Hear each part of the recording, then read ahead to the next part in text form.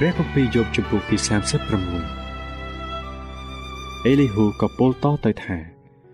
សូមទ្រាំចាំខ្ញុំបន្តិចសិនខ្ញុំនឹងបង្ហាញលោកត្បិតខ្ញុំនៅមានសេចក្តីខ្លះនឹងពោលដំកើងពីព្រះ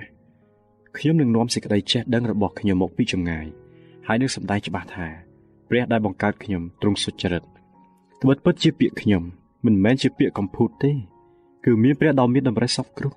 ទ្រង់គង់នៅជាមួយនឹងខ្ញុំវិញមើលព្រះទ្រង់មានប្រជាស្ដាតែទ្រង់មិនមើលងាយដល់អ្នកណាឡើយ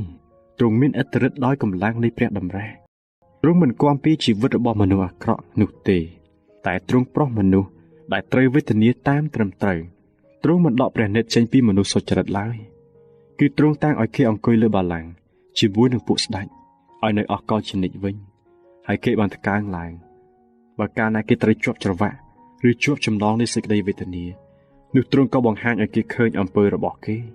ព្រមទាំងសេចក្តីរំលងរបស់គេដែលគេប្រព្រឹត្តដោយហួសល្បត់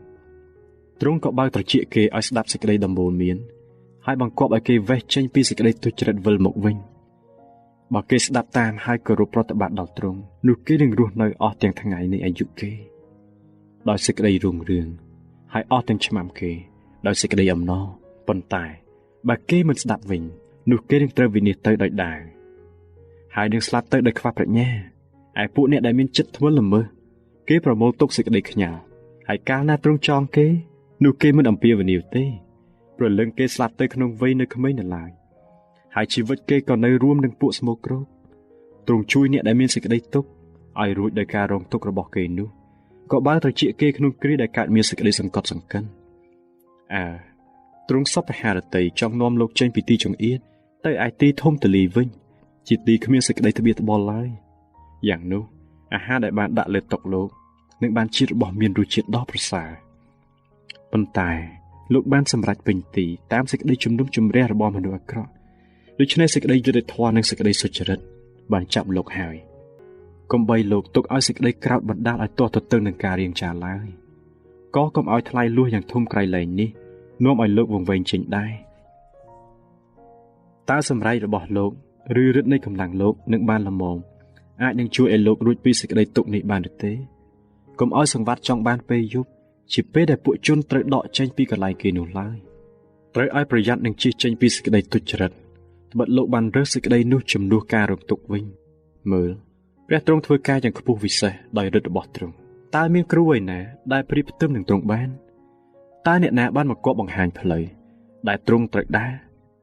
ឬអ្នកណាហ៊ានថាទ្រង់បានប្រព្រឹត្តការទុច្ចរិតត្រូវឲ្យលោកនឹកចាំនិងលើកដំកើងការទ្រង់វិញគឺជាការដែលមនុស្សលោកបានច្រៀងសរសើរដែរមនុស្សផងទាំងឡាយរំពឹងមើលការនោះតែគេមើលពីចម្ងាយទេមើលព្រះទ្រង់ធំណាស់យើងរាល់គ្នាមិនស្គាល់ទ្រង់ទេចំនួនឆ្នាំនៃព្រះជន្មទ្រង់នោះរកកំណត់ក៏មិនបានដែរគឺទ្រង់ដែលជក់ទឹកទៅលើឲ្យប្រែជាចំហាយរួចទម្លាក់ជាភ្លៀងវិញជាទឹកដែលពពកចាក់ចុះមកឲ្យធ្លាក់ជាបរិបូរណ៍ស្រោចស្រពលើមនុស្សលោក